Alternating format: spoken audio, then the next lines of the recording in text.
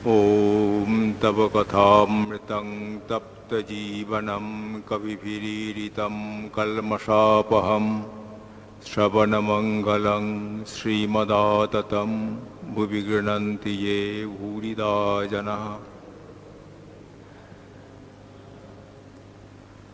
শ্রী শ্রী রামকৃষ্ণ কথামৃত। আজকের এই শুভ দিনে আমরা শ্রী শ্রী রামকৃষ্ণ কথামৃতের যে অংশটি পাঠ করব, সে অংশটি মূলত এই তারিখ সম্বলিত। আজকে 15ই মার্চ তারিখ, ইংরেজিতে, যদিও বাংলায় পয়লা চৈত্র। সে বছর 1886 সালে 15ই মার্চ তারিখে ছিল 3রা চৈত্র। এই দিনটির কথা আমরা পড়ব, তবে তার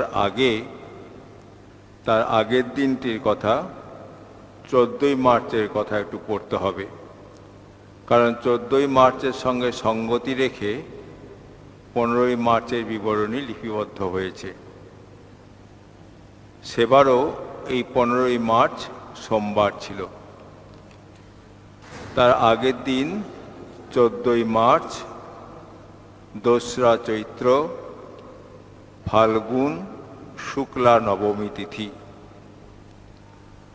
আমরা এইখান থেকে পড়তে আরম্ভ করি। ঠাকুর শ্রীরামকৃষ্ণ কাশীপুরের বাগানে রহিয়াছেন। সন্ধ্যা হইয়া গিয়াছে। ঠাকুর অসুস্থ। উপরের হলঘরে উত্তরাশ্ব হইয়া বসিয়া আছেন। নরেন্দ্র ও রাখাল দুইজনে পদসেবা করিতেছেন। মণি কাছে বসিয়া আছেন। ঠাকুর ইঙ্গিত করিয়া তাহাকে পদসেবা করিতে বলিলেন। মণি পদসেবা করিতেছেন। আজ রবিবার, 14ই মার্চ 1886, 2রা চৈত্র, ফাল্গুন শুক্লা নবমী। গত রবিবারে ঠাকুরের জন্মতিথি উপলক্ষে বাগানে পূজা হইয়া গিয়াছে। গত বর্ষে জন্ম মহোৎসব দক্ষিণেশ্বর কালীবাড়িতে খুব ঘটা করিয়া হইয়াছিল। এবার তিনি অসুস্থ। ভক্তেরা বিষাদ সাগরে ডুবিয়া আছেন। পূজা হইল, নামমাত্র উৎসব হইল। ভক্তেরা সর্বদাই বাগানে উপস্থিত আছেন ও ঠাকুরের সেবা করিতেছেন। শ্রী শ্রী মা ওই সেবায় নিশিদিন নিযুক্ত। ছোকরা ভক্তেরা অনেকেই সর্বদা থাকেন। নরেন্দ্র, রাখাল, নিরঞ্জন, শরৎ, শশী, বাবুরাম, যোগিন, কালী, লাটু প্রভৃতি। বয়স্ক ভক্তেরা মাঝে মাঝে থাকেন ও প্রায় প্রত্যহ আসিয়া ঠাকুরকে দর্শন করেন বা তাহার সংবাদ লইয়া যান। তারক, সিথির গোপাল ইহারাও সর্বদা থাকেন। ছোট গোপালও থাকেন। ঠাকুর আজও বিশেষ অসুস্থ। রাত্রি 2 প্রহর। আজ শুক্লপক্ষের নবমী তিথি। চাঁদের আলোয় উদ্যানভূমি যেন আনন্দময় হইয়া রহিয়াছে। ঠাকুরের কঠিন পীড়া। চন্দ্রের বিমল কিরণ দর্শনে ভক্ত হৃদয়ে আনন্দ নাই। যেমন একটি নগরীর মধ্যে সকলই সুন্দর, কিন্তু শত্রু সৈন্য অবরোধ করিয়াছে। চতুর্দিক নিস্তব্ধ। কেবল বসন্ত অনিল স্পর্শে বৃক্ষপত্রের শব্দ হইতেছে। উপরের হলঘরে ঠাকুর শুইয়া আছেন। ভারী অসুস্থ। নিদ্রা নাই। 2-1টি ভক্ত নিঃশব্দে কাছে বসিয়া আছেন। কখন কি প্রয়োজন হয়। একবার তন্দা আসিতেছে ও ঠাকুরকে নিদ্রাগত প্রায় বোধ হইতেছে। একই নিদ্রা না মহাযোগ। যস্মিন স্থিতো ন দুঃখেন গুরুনাপি বিচাল্যতে। একই সেই যোগাবস্থা। মাস্টার কাছে বসে আছেন, ঠাকুর ইঙ্গিত করিয়া আরও কাছে আসিতে বলিতেছেন। ঠাকুরের কষ্ট দেখিলে পাষাণ বিগলিত হয়। মাস্টারকে আস্তে আস্তে অতি কষ্টে বলিতেছেন, তোমরা কাঁদবে বলে এত ভোগ করছি, সবাই যদি বলো যে এত কষ্ট তবে দেহ যাক, তাহলে দেহ যায়। কথা শুনিয়া ভক্তদের হৃদয় বিদীর্ণ হইতেছে। যিনি তাহাদের পিতা মাতা রক্ষাকর্তা তিনি এই কথা বলিতেছেন। সকলে চুপ করিয়া আছেন। কেহ ভাবিতেছেন এরই নাম কি ক্রুসিফিকশন, ভক্তের জন্য দেহ বিসর্জন। গভীর রাত্রি, ঠাকুরের অসুখ আরও যেন বাড়িতেছে। কি উপায় করা যায়? কলিকাতায় লোক পাঠানো হইল। শ্রীযুক্ত উপেন্দ্র ডাক্তার আর শ্রীযুক্ত নবগোপাল কবিরাজকে সঙ্গে করিয়া গিরিশ সেই গভীর রাত্রে আসিলেন। ভক্তেরা কাছে বসে আছেন। ঠাকুর একটু সুস্থ হইতেছেন, বলিতেছেন, দেহের অসুখ তা হবে, দেখছি পঞ্চভূতের দেহ। গিরিশের দিকে তাকাইয়া বলিতেছেন, অনেক ঈশ্বরীয় রূপ দেখছি, তার মধ্যে এই রূপটিও নিজের মূর্তি দেখছি। পরদিন সকালবেলা, আজ সোমবার ৩রা চৈত্র ১৫ই মার্চ ১৮৮৬, বেলা ৭টা-৮টা হইবে। ঠাকুর একটু সামলাইয়াছেন ও ভক্তদের সহিত আস্তে আস্তে কখনো ইশারা করিয়া কথা কহিতেছেন। কাছে নরেন্দ্র, রাখাল, মাস্টার, লাটু, শিথির গোপাল প্রভৃতি। ভক্তদের মুখে কথা নাই। ঠাকুরের পূর্বরাত্রির দেহের অবস্থা স্মরণ করিয়া তাহারা বিষাদ গম্ভীর মুখে চুপ করিয়া বসিয়া আছেন। শ্রীরামকৃষ্ণ মাস্টারের দিকে তাকাইয়া ভক্তদের প্রতি, কি দেখছি জানো? তিনি সব হয়েছেন। মানুষ আর যা জীব দেখছি যেন চামড়ার সব তৈরি। তার ভিতর থেকে তিনি হাত পা মাথা নাড়ছেন। যেমন একবার দেখেছিলাম, মোমের বাড়ি, বাগান, রাস্তা, মানুষ, গরু সব মোমের, সব এক জিনিসে তৈরি।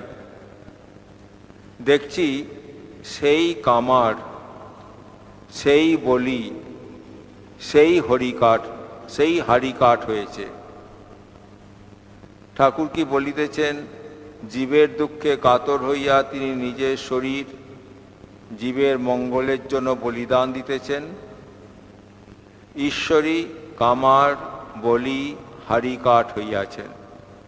এই কথা বলিতে বলিতে ঠাকুর ভাবে বিভোর হইয়া বলিতেছেন, আহা আহা। আবার সেই ভাবাবস্থা। ঠাকুর বাহ্যশূন্য হইতেছেন। ভক্তেরা কিংকর্তব্য বিমূঢ় হইয়া চুপ করিয়া বসিয়া আছেন। ঠাকুর একটু প্রকৃতিস্থ হইয়া বলিতেছেন, এখন আমার কোনো কষ্ট নাই, ঠিক পূর্বাবস্থা। ঠাকুরের এই সুখ দুঃখের অতীত অবস্থা দেখিয়া ভক্তেরা অবাক হইয়া রহিয়াছেন। লাটুর দিকে তাকাইয়া আবার বলিতেছেন, ওই লোটো মাথায় হাত দিয়ে বসে রয়েছে, তিনিই অর্থাৎ ঈশ্বরই মাথায় হাত দিয়ে যেন রয়েছেন। ঠাকুর ভক্তদের দেখিতেছেন ও স্নেহে যেন বিগলিত হইতেছেন। যেমন শিশুকে আদর করে সেইরূপ রাখাল ও নরেন্দ্রকে আদর করিতেছেন, তাহাদের মুখে হাত বুলাইয়া আদর করিতেছেন। কিয়ৎক্ষণ পরে মাস্টারকে বলিতেছেন, শরীরটা কিছুদিন থাকতো, লোকেদের চৈতন্য হতো। ঠাকুর আবার চুপ করিয়া আছেন। ঠাকুর আবার বলিতেছেন, তা রাখবে না। ভক্তরা ভাবিতেছেন ঠাকুর আবার কি বলিবেন। ঠাকুর আবার বলিতেছেন, তা রাখবে না। সরল মূর্খ দেখে পাছে লোকে সব ধরে পড়ে, সরল মূর্খ পাছে সব দিয়ে ফেলে। একে কলিতে ধ্যান জপ নাই। রাখাল সস্নেহে, আপনি বলুন যাতে আপনার দেহ থাকে। শ্রীরামকৃষ্ণ, সে ঈশ্বরের ইচ্ছা।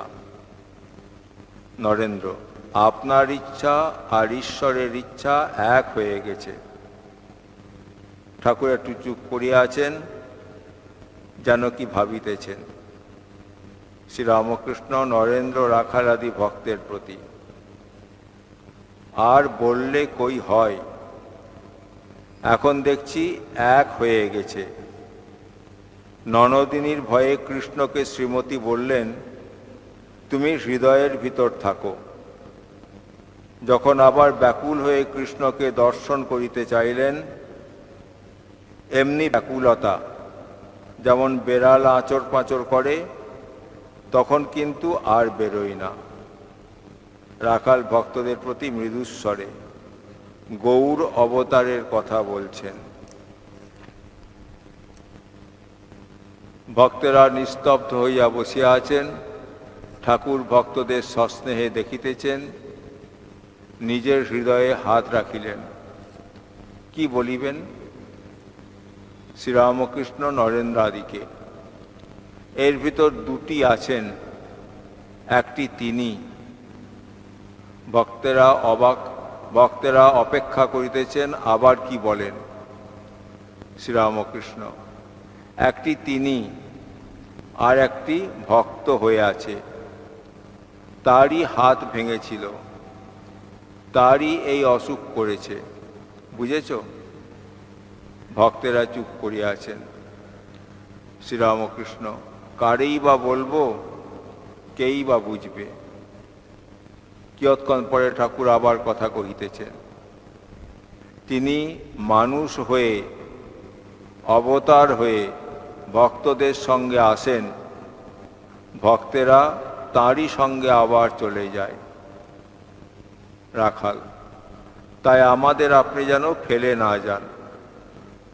ঠাকুর মৃদু মৃদু হাসিতেছেন, বলিতেছেন, বাউলের দল হঠাৎ এলো, নাচলে, গান গাইলে, আবার হঠাৎ চলে গেল। এলো গেল, কেউ চিনলে না। ঠাকুরের ও সকলের ঈষৎ হাস্য। কিয়ৎক্ষণ চুপ করিয়া ঠাকুর আবার বলিতেছেন, দেহ ধারণ করলে কষ্ট আছেই। একবার বলি, আর যেন আসতে না হয়। তবে কি, একটা কথা আছে, নিমন্ত্রণ খেয়ে খেয়ে আর বাড়ির কড়াইয়ের ডাল ভাত ভালো লাগে না। আর যে দেহ ধারণ করা, এটি ভক্তের জন্য। ঠাকুর ভক্তের নৈবেদ্য, ভক্তের নিমন্ত্রণ, ভক্তর সঙ্গে বিহার ভালোবাসেন, এই কথা কি বলিতেছেন? ঠাকুর নরেন্দ্রকে সস্নেহে দেখিতেছেন। শ্রীরামকৃষ্ণ নরেন্দ্রের প্রতি। চণ্ডাল মাংসের ভার নিয়ে যাচ্ছিল। শঙ্করাচার্য গঙ্গা নিয়ে কাছ দিয়ে যাচ্ছিলেন। চণ্ডাল হঠাৎ তাকে ছুঁয়ে ফেলেছিল। শঙ্কর বিরক্ত হয়ে বললেন, তুই আমায় ছুঁয়ে ফেললি? সে বলে, ঠাকুর, তুমিও আমায় ছৌ নাই, আমিও তোমায় ছুঁই নাই। তুমি বিচার করো, তুমি কি দেহ, তুমি কি মন, তুমি কি বুদ্ধি, কি তুমি বিচার করো? শুদ্ধ আত্মা নির্লিপ্ত, সত্য রজ তম 3 গুণ, কোনো গুণে লিপ্ত নয়। ব্রহ্ম কি রূপ জানিস? যেমন বায়ু, দুর্গন্ধ ভালো গন্ধ সব বায়ুতে আসছে, কিন্তু বায়ু নির্লিপ্ত। নরেন্দ্র, আজ্ঞা হাঁ। শ্রীরামকৃষ্ণ, গুণাতীত, মায়াতীত, অবিদ্যামায়া বিদ্যামায়া দুয়েরই অতীত, কামিনী কাঞ্চন অবিদ্যা, জ্ঞান বৈরাগ্য ভক্তি এসব বিদ্যার ঐশ্বর্য। শঙ্করাচার্য বিদ্যামায়া রেখেছিলেন।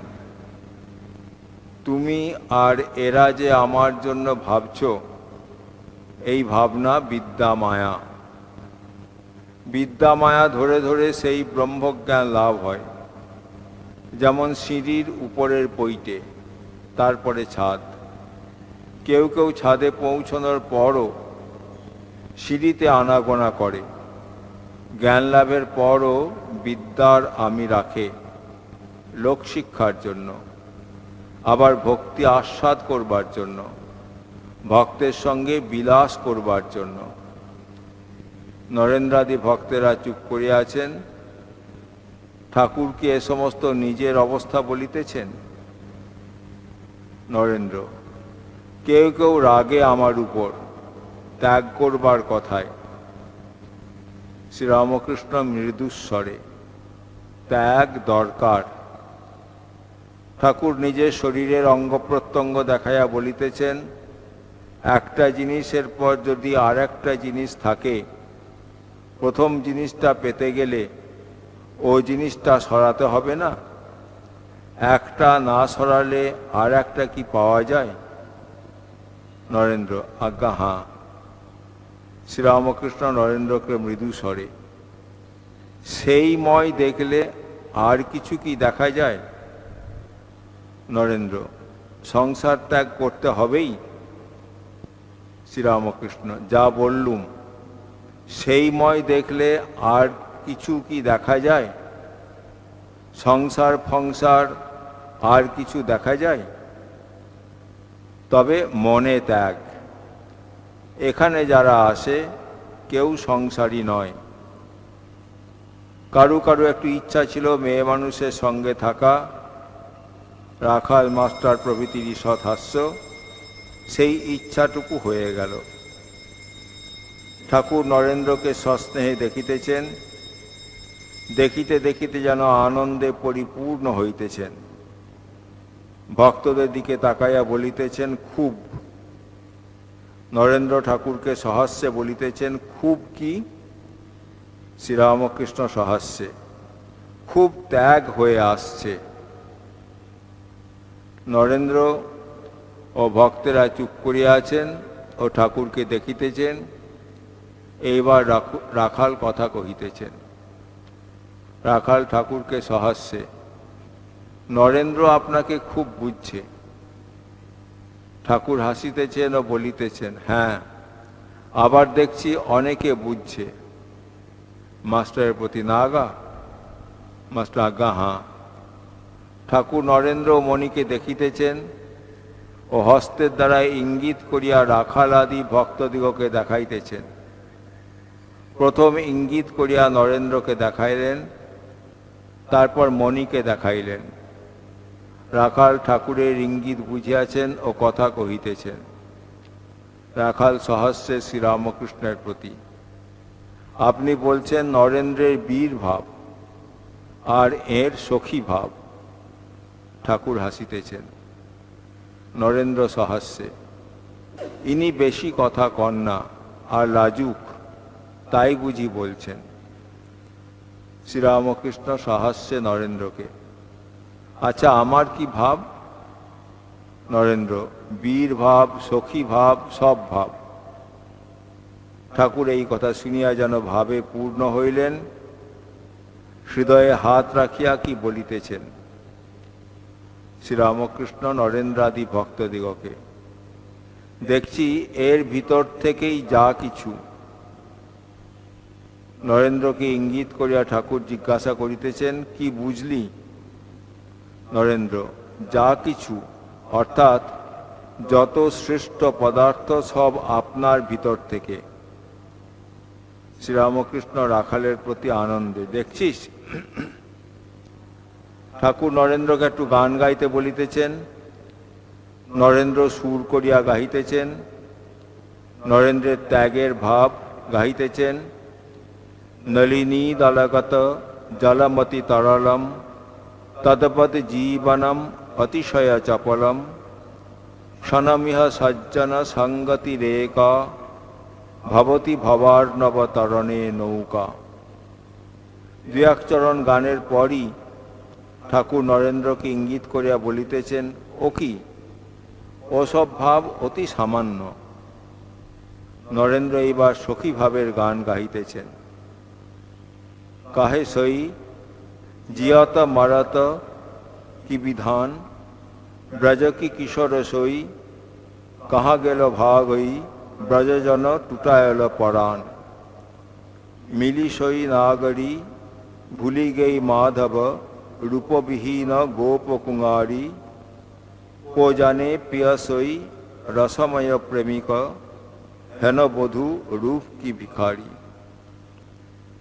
আগে নাহি বুঝনু রূপ হেরি ভুলনু, হৃদি কইনু চরণ যুগল, যমুনা যমুনা সলিলে সই, অবতনু ডাড়ব আন সখী বখিবা গড়ল। কিবা কানন বল্লরী গলবেড়ি বাঁধই, নবীন তমলে দিব ফাঁস, নহে শ্যাম শ্যাম শ্যাম শ্যাম শ্যাম নাম জপই, ছাড়তনু করিব বিনাশ। গান শুনিয়া ঠাকুর ও ভক্তেরা মুগ্ধ হইয়াছেন। ঠাকুর ও রাখালের নয়ন দিয়া প্রেমাশ্রু পড়িতেছে। নরেন্দ্র আবার ব্রজগোপীর ভাবে মাতোয়ারা হইয়া কীর্তনের সুরে গাইতেছেন।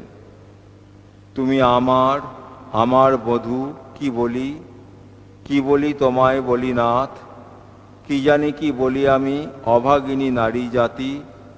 তুমি হাত কি দাঁড়াপান মাথ কি ফুল, তোমায় ফুল করে কেশে পরব বধূ, তোমায় কবরীর সনে লুকায়ে লুকায়ে রাখব বধূ।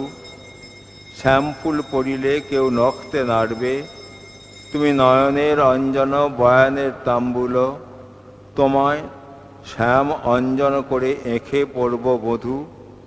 শ্যাম অঞ্জন পড়েছি বলে কেউ নখতে নাড়বে, তুমি অঙ্গ কি মৃগমদ গিম কি হার, শ্যাম চন্দন মাখি শীতল হব বধূ।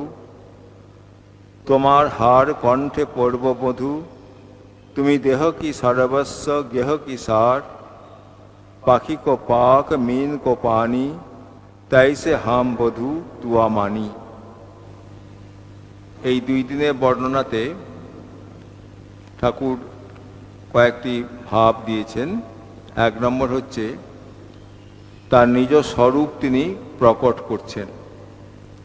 এই বছরই 1886 সালের 1 জানুয়ারি তারিখে ভক্তদের কাছে তিনি নিজ স্বরূপ প্রকাশ করেছিলেন।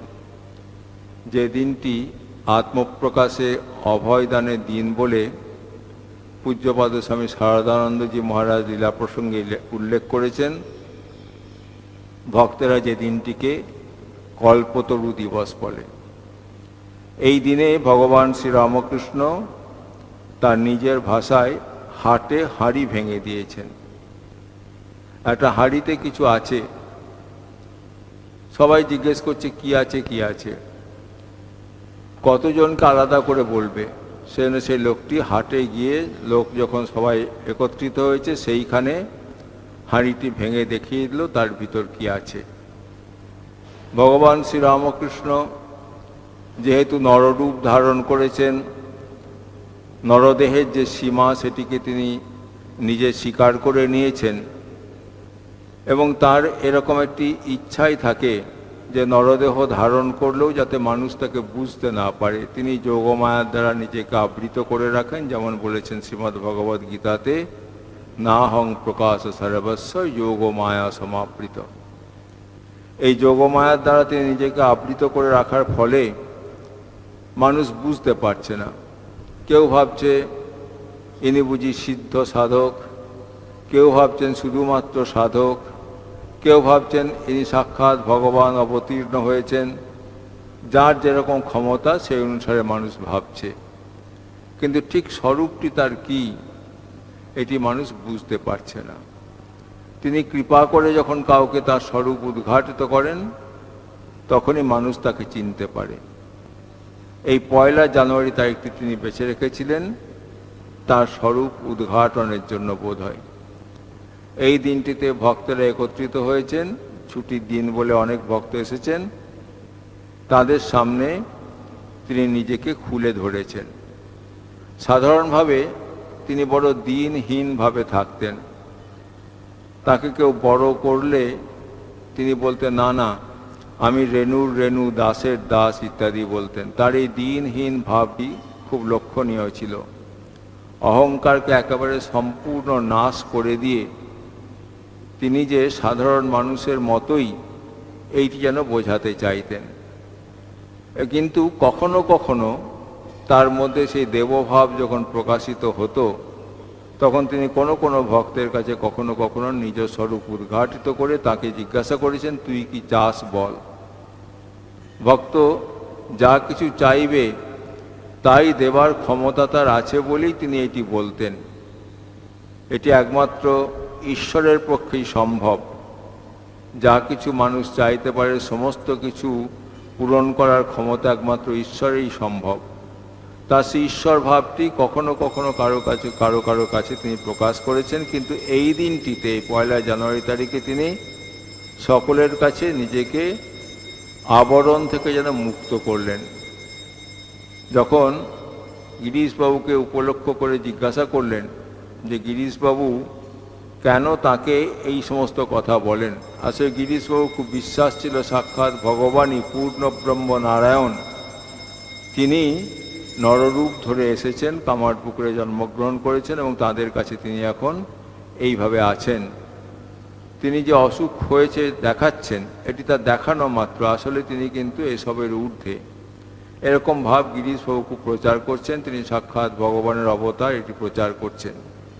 ঠাকুর তাই গিরিশবাবুকে জিজ্ঞাসা করছেন যে তুমি কি দেখেছো বা তুমি কি বুঝেছো যে আমাকে এরকম বলছো।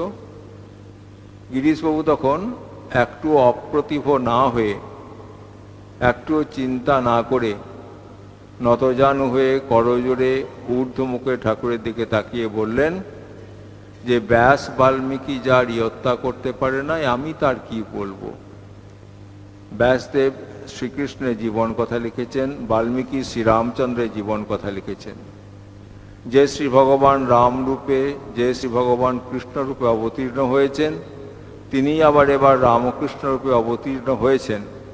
একথা যদিও ঠাকুর কখনো কখনো তার অন্তরঙ্গ ভক্তদের কাছে বলেছেন, কিন্তু ব্যাপকভাবে তা তখনও প্রচারিত হয়নি। গিরিশবাবু এটি সকলের সামনে সেদিন যখন স্বীকার করলেন, বললেন, ঠাকুর যেন সেই কথাগুলি স্বীকার করে নিলেন। অন্য সময় হলে হয়তো বলতেন তুমি একই বলছো ইত্যাদি বলতেন, সেদিন কিন্তু সে কথা স্বীকার করে নিলেন এবং বললেন তোমাদের আর কি বলবো, তোমাদের চৈতন্য হোক। এই বলে যাকেই স্পর্শ করছেন তারাই, তিনি যাকেই স্পর্শ করছেন তিনি একটি উন্নততর স্তরে উঠে যাচ্ছে তার মন অনুভব করছেন। যিনি ইষ্টদেবতার চিন্তা এতদিন করেছেন, কিন্তু ইষ্টদেবতার রূপ তার মধ্যে ঠিক যেন প্রতিভাত হচ্ছিল না, ঠাকুরের স্পর্শ মাত্র সেই ইষ্টদেবতা যেন তার ভিতরে একবারে জল করে উঠল। এরকম একটি অদ্ভুত ব্যাপার, অলৌকিক ব্যাপার, লৌকিক নয়, এটা অলৌকিক ব্যাপার যখন সংঘটিত হচ্ছে, তখন শ্রীরামকৃষ্ণ ধীরে ধীরে তার সেই ভাবসমাহিত অবস্থা থেকে ধীরে ধীরে সাধারণ ভূমিতে নেমে এসছেন, নিজের ঘরে ফিরে গেছেন। কিন্তু ওই সময়টিতে নিজেকে তিনি উদ্ঘাটিত করেছেন এবং এরপর থেকে দেখি আমরা প্রায়ই প্রসঙ্গক্রমে তার এই স্বরূপের কথা তিনি বলছেন। আজকে যেমন বলছেন, ভারী সুন্দর কথাটি আমরা প্রথমেই পেয়েছি। ঠাকুর বলছেন যে দেহের অসুখ, তা আগেটা বলি, তা আগে বলছেন তোমরা কাঁদবে বলে এত ভোগ করছি, সবাই যদি বলো যে এত কষ্ট তবে দেহ যাক, তাহলে দেহ যায়। খুব পরিষ্কার এটি তার কথাটি যে তিনি ভক্তদের অনুগ্রহ করার জন্যই দেহ ধারণ করে এত কষ্ট স্বীকার করছেন। ঠাকুরের ধ্যান মন্ত্রে যে আছে ভক্তানুকম্পা ধৃত বিগ্রহং বই, কারণ প্রণয় গলিত চিত্ত তিনি ভক্তদের প্রতি অনুকম্পাবশতই দেহ ধারণ করেন। অতএব ভক্তরা কষ্ট পাবে এই আশঙ্কাতেই তিনি এই শরীরে কষ্ট পেলেও শরীর ত্যাগ করতে পারছেন না, এই কথাটি স্বীকার করছেন। এবং তারপরে এই দেহ এবং দেহী যে সম্পূর্ণ ভিন্ন, দেহীর কোনো বিকার নাই, কোনো বিনাশ নাই, দেহেরই খালি পরিবর্তন হয়। এই যে শাস্ত্র কথা, এইটি নিজ জীবনে অনুভব করে ভক্তদের কাছে সেই কথাটি বলছেন, যাতে ভক্তরা সে অনুভূতির জন্য সচেষ্ট হন। বলছেন যে দেখছি কি দেহের অসুখ, তা হবে দেখছি পঞ্চভূতের দেহ, যে পঞ্চভূতে দেহ নির্মিত হয়েছে সেই দেহ পরিবর্তিত হয় 6 বিকারের অধীন, জায়তে অস্থি বর্ধতে ইত্যাদি। এই 6 বিকারের অধীন যে দেহ, তারই কষ্ট হয়, তারই অসুখ হয়। দেহি যিনি, তিনি কিন্তু সর্বদাই আনন্দে থাকেন, কারণ তার কোনো বিকার নেই। এইরকমই একদিনে যখন তরুণ হরি পরবর্তী ক্ষেত্রে স্বামী তুরীয়ানন্দজি ঠাকুরের কাছে এসছেন, ঠাকুর তার দেহের কষ্টের কথা বলছেন, বড় কষ্ট, খেতে পায় না ইত্যাদি বলছেন। হরি মহারাজ একটু সাধন ভজন করতেন, তিনি ঠাকুরের দিকে তাকিয়ে বললেন যে আপনি তো মশাই দেখছি বেশ আনন্দে আছেন, অর্থাৎ এই যে দেহের কষ্ট এবং আপনার যে নিজে আনন্দে থাকা, এই দুটির মধ্যে কিন্তু কোথাও মিল নেই। একটি দেহ কষ্ট পাচ্ছে ঠিক আছে, কিন্তু তার নিজের ভেতরের যে স্বরূপ, সেই স্বরূপের থেকে তিনি আনন্দে আছেন। ঠাকুর স্বীকার করছেন, ঠাকুর বলছেন শালা ধরে ফেলেছে। এই যে দেহি এবং দেহ সম্পূর্ণ ভিন্ন, এই অনুভূতি লাভের জন্যই জীবের সাধন ভজন যা কিছু। আমরা সাধারণভাবে দেহের সঙ্গে দেহিকে এমনই এক করে ফেলি যে দেহের কষ্টে আমি মনে করি আমি কষ্ট পাচ্ছি, মনের কষ্টে মনে করছি আমি কষ্ট পাচ্ছি। আসলে দেহ মন কোনোটাই আমার আসল স্বরূপ নয়, আমি তার থেকে সম্পূর্ণ ভিন্ন। এই বোধে জীবকে প্রতিষ্ঠিত করানোর জন্যই শ্রী ভগবানের দেহ ধারণ করা। জীব যখন নিজের এই স্বরূপটিকে ভুলে গিয়ে নিতান্ত এই জগৎটিকে আপনার বলে মনে করে, জগৎটির থেকেই সে সুখ আশা করে, তখন তার সামনে এসে, এই ভোগপরায়ণ মানুষের সামনে এসে ভগবান দেখান যে ওটি আসল বস্তু নয়, আসল বস্তু হচ্ছে দেহি, যিনি দেহ ধারণ করেছেন, যার স্বরূপটি আমরা আর একটু পরে দেখব। ঠাকুর বলবেন তাকে উপলব্ধি করাই হচ্ছে মনুষ্য জীবনের একমাত্র উদ্দেশ্য। তারপরে বলছেন জীবের স্বরূপ কি, বলতে গিয়ে বলছেন এরকমভাবে বলছেন, কি দেখছি জানো, তিনি সব হয়েছেন। মানুষ আর যা জীব দেখছি যেন চামড়ার সব তৈরি, তার ভিতর থেকে তিনি হাত পা মাথা নাড়ছেন। এই একটি সত্তা আছে, নানা বলে কিছু নেই। একই সত্তা ভিন্ন ভিন্ন রূপ ধারণ করেছে, ভিন্ন ভিন্নভাবে এই বৈচিত্র্য যেন তৈরি করেছে। যখন সেই এক সত্তাকে কেউ দেখে তখনই সে ঠিক ঠিক দেখে। গীতায় যেমন শ্রী ভগবান বলছেন, সমং সর্বেষু ভূতেষু তিষ্ঠন্তং পরমেশ্বরম বিনশ্বৎসু অবিনশ্বন্তং যঃ পশ্যতি সপশ্যতি। যে দেখে সেই ঠিক দেখে। বস্তুকে আমরা যা কিছু দেখি সবই ভুল দেখি। চোখের দোষ হলে যেমন আকাশে অনেকগুলি চাঁদ দেখে, আসলে চাঁদ একটি আছে, কিন্তু চোখের দোষের জন্য সে অনেক চাঁদ দেখে ভাবছে আকাশে কত চাঁদ উঠেছে। এবং এই ভ্রান্তি দর্শন, এটি কিন্তু আসল দর্শন নয়। আসল দর্শন হলো একটি সত্তা আছে। গীতাতে তাই ভগবান বললেন যে এই যে বিনাশশীল বস্তুসমূহের মধ্যে, বিনশ্বৎসু, সমস্ত বস্তুতে যিনি অবিনাশী পরমেশ্বরকে দেখেন, কীরকমভাবে দেখেন না, সমভাবে অবস্থিত দেখেন। পরমেশ্বর কোথাও বেশি কোথাও কম নয়, তিনি সর্বত্র সমভাবে অবস্থিত। বিকাশ, তার প্রকাশটি হয়তো কোথাও কম বেশি হয়েছে, কিন্তু তার যে অবস্থান সেটি কিন্তু সমানভাবে অবস্থান। তাহলে সমং পশ্যন হি সর্বত্র সমবস্থিতম ঈশ্বরম, সম্যক রূপে অবস্থিত সেই পরমেশ্বরকে যিনি দেখেন, কোথায় আছে না বিনাশশীল বস্তুসমূহের মধ্যে। তিনি নিজে কিন্তু অবিনাশন্তম, তার নিজের কোনো বিনাশ নাই। তিনি যথার্থ দ্রষ্টা, তিনি ঠিক ঠিক দেখেন। এই সব কিছুর মধ্যে ভগবানকে দেখা, এটির নামই হচ্ছে ভগবান লাভ করা। শ্রী শ্রী মা এক জায়গায় বলছেন যে ভগবান লাভ করলে এইটি হয়, ভগবান লাভ করলে অন্য কোনো বাইরের পরিবর্তন ঘটবে না, কিন্তু ভেতরটা যেন সম্পূর্ণ আউটে যায়, তার দৃষ্টিভঙ্গিটাই পাল্টে যায়। যত ভগবান লাভের আগে পর্যন্ত প্রত্যেকটি জীবকে, প্রত্যেকটি বস্তুকে পৃথক পৃথক পৃথক পৃথক বলে মনে হয়, নানা দর্শন থাকে। যখন ভগবান লাভ হয় তখন এই পৃথক পৃথক দর্শনটি চলে যায়, সর্বত্র সেই এক দর্শন সে করে। মা বলছেন দেখছি, তখন সে দেখে তোমার ভেতর যিনি, আমার ভেতর যিনি, তোমার ভেতর তিনি, আবার তিনি এই দুলে বাগদির ভেতরেই অবস্থান করছেন।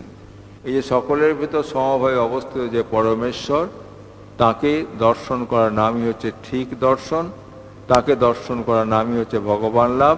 এবং এই ভগবান লাভের জন্যই জীবের দেহ ধারণ। এই জীবদেহ ধারণ করেছেন তিনি নিজেই, বস্তুকে তিনি নিজেই সব হয়ে রয়েছেন। যেমন ঠাকুর বলছেন, দেখছি কি সেই কামার, সেই বলি, সেই হাড়ি কাঠ হয়েছে। বলিদানের জন্য তিনটি জিনিসের দরকার, হাড়ি কাঠে বলির বস্তুটিকে রেখে কামার তাকে কাটে, যিনি কাটছেন, যাকে কাটছে, যেখানে রেখে কাটছে, সব একই সত্তা। আমরা পৃথক পৃথক দেখছি, ঠাকুর দেখছেন তিনি সব হয়ে রয়েছেন। এখানে কথামৃতকার লিখছেন, ঠাকুর সম্ভবত নিজের অবস্থার কথা বলছেন, যে তিনি নিজেকে বলিপ্রদত্ত করছেন জীবের জন্য, জীবকল্যাণের জন্য এত কষ্ট স্বীকার করছেন। বস্তুপক্ষে তার নিজের দেহ ধারণের জন্য কোনো কারণ নেই। জীবের দেহ ধারণের পেছনে যেমন তার বাসনা, তার কামনা, তার কর্ম ইত্যাদি কাজ করে, তার তো কিছু নেই, তিনি তো পূর্ণ কাম, তার দেহ ধারণের কোনো কারণ নেই। তিনি দেহ ধারণ করেন একটি কারণে, মানুষের যাতে কল্যাণ হয়, মানুষ যাতে ঠিক ঠিক দর্শনের অধিকারী হয়।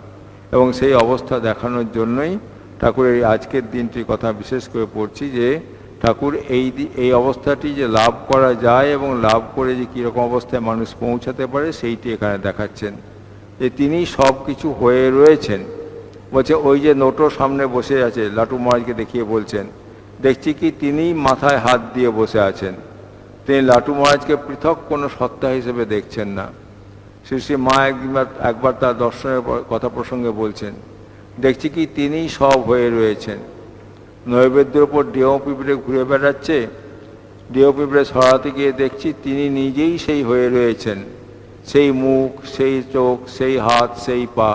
অর্থাৎ ডেও পিঁপড়েকে তখন আর মা ডেও পিঁপড়ে দেখছেন না, ঠাকুরকেই দেখছেন তিনি। এই সর্বভূতে তাকে দর্শন, যাহা যাহা দৃষ্টি পড়ে তাহা তাহা কৃষ্ণ স্ফুরে, এইটি হচ্ছে সাধন ভজনের পর্যবসান। এইখান পর্যন্ত পৌঁছানোর জন্যই যত কিছু জপ, ধ্যান, সাধন ভজন, তপস্যা সব কিছু।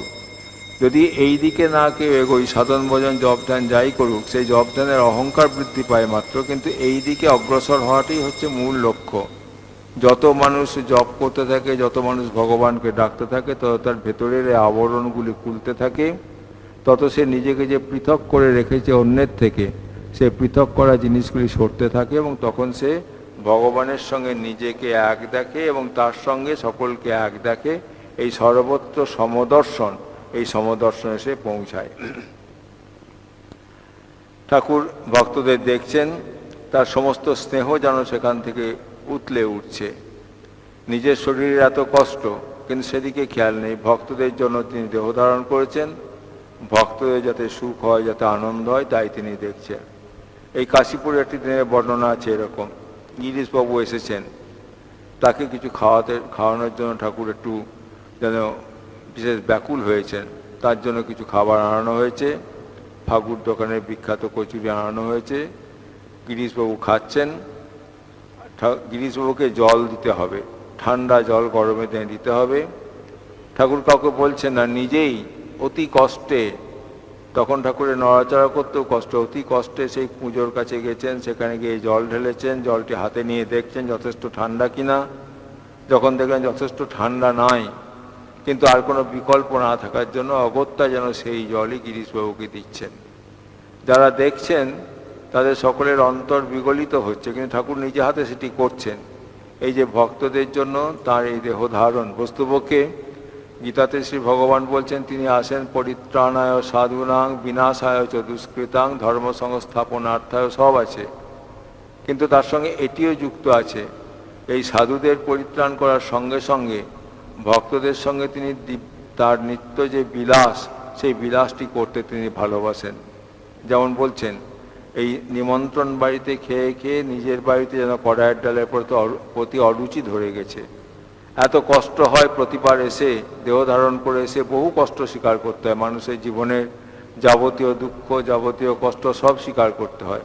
কিন্তু স্বীকার করলেও সেই কষ্ট থেকে তিনি কখনো যেন মুক্ত হতে চান না। বলছেন যে কখনো কখনো ভাবি যে আর আসবো না, কিন্তু না এসেও পারে না, কারণ ভক্তদের জন্য তার হৃদয় এতই বিগলিত হয় যে তিনি আসেন, এসে ভক্তদের সঙ্গে লীলা করতে ভালোবাসেন, তাদেরকে নিয়ে থাকতে ভালোবাসেন। তারা একটা উচ্চ ভাব নিয়ে থাকে, ভগবানকে কেন্দ্র করে তাদের জীবন আবর্তিত হয়, তিনিও তাদের সঙ্গে থেকে তাদের জীবনকে করে দেন। এই জন্যই তার আশা। বস্তুপক্ষে এই যে লীলা তখন চলেছে, সেই লীলা কিন্তু এখনও চলছে এইভাবে। তিনি তার স্থূলদেহ পরিত্যাগ করলেও সূক্ষ্ম দেহে ভক্তদের সঙ্গে থেকে তিনি তার নিত্য লীলা, যে সেই লীলা চালিয়ে যাচ্ছেন। তার এই স্থূল শরীরে তিনি আরও কিছুদিন যেন থাকতে আগ্রহী। এত কষ্ট, সেই কষ্ট স্বীকার করে আরও কিছুদিন যেন থাকতে আগ্রহী। কিন্তু আবার এটি বলছেন যে তাকে বেশি দিন রাখবেন না। কে রাখবেন না? তিনি তো নিজেই সেই। এইটি আরেক জায়গাতে বলছেন যে তিনি যেন দুটি হয়েছেন, একটি তিনি স্বয়ং আর একটি ভক্ত। বলছে এই শরীরে দেখছি দুটি, একটি তিনি আর একটি ভক্ত। যে ভক্ত তারই দেহের অসুখ হয়, তারই হাত ভাঙে। যিনি তিনি চিরকালই একই নির্বিকার থাকেন। এই যে তিনি, সেই তিনি যেন এই ইনি ভক্তকে রাখতে চাইছেন না। কেন রাখতে চাইছেন না? বলছেন যে বস্তুপক্ষে ভক্তরূপে যখন এসেছেন তখন এতই তাঁর চিত্ত কোমল যে যে কেউ এসে ধরে তাকে তিনি দিয়ে দেন। অথচ এই যে বিদ্যা, যে বিদ্যার দ্বারা মানুষ মুক্তি লাভ করে, মানুষের জন্ম মৃত্যুর অতীত হয়ে যায়, এটি এত সহজলভ্য করলে পরে চলে না, সেটিকে একটু কষ্টসাধ্যই করে রাখতে হয়। কিন্তু ভগবান যখন আসেন তখন তার কাছে গেলেই মানুষ মুক্তি পেয়ে যায় তার বিশেষ কৃপা বলে। তিনি কপাল মোচন, মানুষের যাবতীয় দুঃখ যন্ত্রণা লাঘব করে দিয়ে তিনি তাকে নূতন জীবন যাপন দিতে পারেন। এবং এই জন্যই তিনি অবতার হয়ে আসেন, মানুষকে মুক্তি দেওয়ার জন্যই। কিন্তু যাতে সকলেই এই সুযোগটি না নিতে পারে, তার জন্য বেশি দিন যেন তাকে রাখছেন না ভগবান।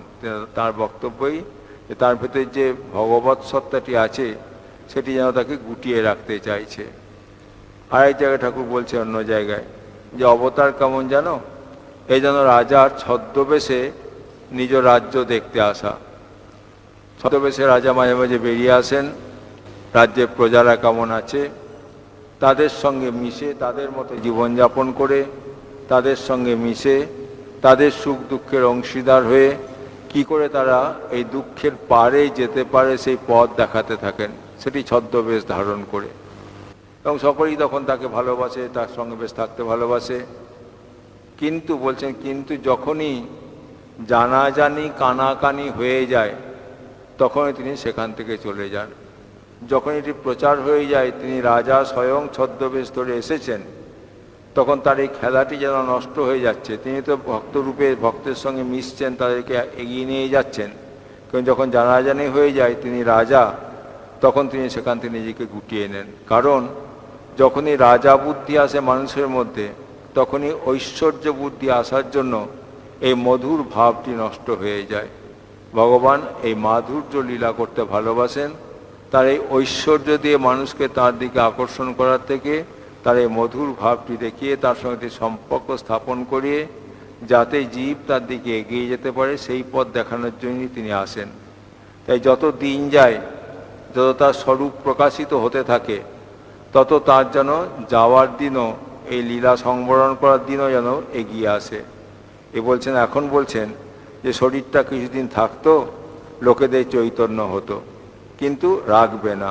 সরল মূর্খ দেখে পাছে লোকে সব ধরে পড়ে, সরল মূর্খ পাছে সব দিয়ে ফেলে, একে কলিতে ধ্যান জপ নাই। বহু সাধন সাপেক্ষে, বহু সাধনার দ্বারা যার কৃপা পাওয়ার জন্য মানুষ চেষ্টা করে, কৃপা অবশ্য তার নিজের ইচ্ছাগুণে তিনি কৃপা করেন, সাধনার দ্বারা তিনি লভ্য নন। কিন্তু তবুও মানুষ চেষ্টা করে, তার এই চেষ্টা দেখে ভগবান কৃপা করতে পারেন এই আশাতেই মানুষ করে। সেই চেষ্টাটি তখন আস্তে আস্তে শিথিল হয়ে যায়, মানুষ সহজে পেয়ে গেলে তার মূল্যও দিতে চায় না, এই জন্যই ভগবান তাড়াতাড়ি গুটিয়ে নেন। আবার বলছেন, দেহ ধারণ করলে কষ্ট আছেই। এই যেখানে বলেছেন যে দেখছি একটি তিনি আর একটি ভক্ত হয়ে আছেন, তার ভক্ত হয়ে আছে, তারই হাত ভেঙেছিল, তারই এই অসুখ করেছে, বুঝেছ? এই বুঝেছ বলেই বলছেন, কারেই বা বলবো, কেই বা বুঝবে। বস্তুকে ভগবানের যে মহিমা কার সাধ্য বোঝার, তিনি কৃপা করে যাকে বোঝান সেই বুঝতে পারে। সার্জন সাহেব আলো নিয়ে যাচ্ছেন, তার সেই আলোতে মানুষেরা নিজেদের পরস্পরকে দেখতে পাচ্ছে, সেই আলোতে তিনি সকলকে দেখছেন, মানুষেরা নিজেদেরকে পরস্পরকে দেখছে, কিন্তু আলোটি তার মুখকে আড়াল করে রাখার জন্য তাকে দেখতে পাচ্ছে না।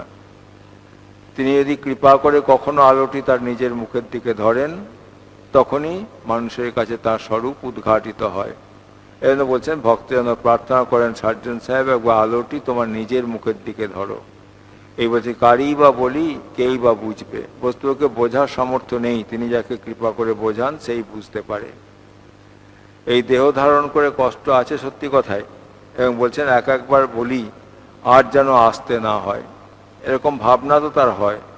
কিন্তু আবার যথারীতি যখনই দেখেন জীবের কষ্ট হচ্ছে, জীব যন্ত্রণায় কাতর হচ্ছে, জানে না কি জন্য, তার সবচেয়ে মজা হচ্ছে জীব জানেই না কি জন্য তার কষ্ট হচ্ছে, এবং সেই কষ্টের মধ্যে আছে এই বোধটাও যেন তার নেই। সেই অবস্থা থেকে মুক্তি দেবার জন্যই তিনি আসেন। তিনি এসে ভক্তের সঙ্গে লীলা করেন, তার সঙ্গে বিলাস করেন, ভক্তের সঙ্গে বিহার করেন।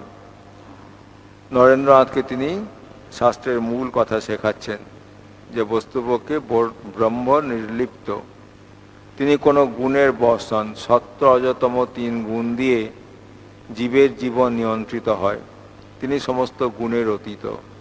তিনি সব কিছুর অতীত হওয়ার জন্য কোনো কিছুই তাকে কখনো স্পর্শ করতে পারে না। ঠাকুর এই উদাহরণটি মাঝে মাঝেই দিতেন, বহু প্রসঙ্গে, বহু নানাভাবেই বলছেন যে শঙ্করাচার্য এত বড় জ্ঞানী, কিন্তু যখন তিনি স্নান করে উঠে আসছেন, চণ্ডাল তাকে স্পর্শ করায় তিনি বলছেন, তুই আমাকে স্পর্শ করলি? চণ্ডাল রূপধারী সাক্ষাৎ শিব তাকে উপদেশ দিচ্ছেন যে কে কাকে স্পর্শ করে। বস্তুকে দেহকে দেহ স্পর্শ করে মাত্র, কিন্তু কেউ তো দেহ নই, আমি তো দেহ নই, এই বোধটি তো আসা দরকার। বলছেন বস্তুপক্ষে ঠাকুর, তুমিও আমায় ছোঁও নাই, আমিও তোমায় ছুঁই নাই। তুমি বিচার করো, তুমি কি দেহ, তুমি কি মন, তুমি কি বুদ্ধি, কি তুমি বিচার করো? শুদ্ধ আত্মা নির্লিপ্ত, সত্রজতম 3 গুণ, কোনো গুণে লিপ্ত নন। এইরকম যে ব্রহ্মস্বরূপ, সেই ব্রহ্মস্বরূপ উপলব্ধির জন্য জীবের কিছু প্রস্তুতির প্রয়োজন আছে। সেই প্রস্তুতির মধ্যে সবথেকে বেশি প্রয়োজন তা হল ত্যাগ। ত্যাগ সকলকে করতেই হবে। কি ত্যাগ করতে হবে? যেটি অনিত্য সেটিকে ত্যাগ করতে হবে, নিত্যকে পেতে গেলে অনিত্যকে ত্যাগ করতেই হবে। তার মানে এই নয়, ঠাকুর কথা কখনো বলেননি বা কথা কখনো প্রচার করেননি যে ত্যাগ করা মানে সকলকে সংসার ছেড়ে বনে জঙ্গলে চলে যেতে হবে। ত্যাগ করা মানে হচ্ছে বিষয়ের প্রতি যে আকর্ষণ, অনিত্য বস্তুর প্রতি যে আকর্ষণ, সেই আকর্ষণটি ত্যাগ করা।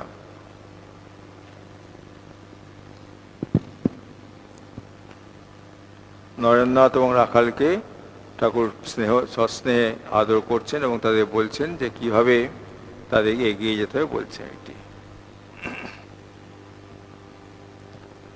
ওম নিরঞ্জনং নিত্যমনন্তরূপম ভক্তানুকম্পাদিত বিগ্রহং বৈ ঈশাবতারং পরমেশমিদ্যম তং রামকৃষ্ণং শিরসা নমামি।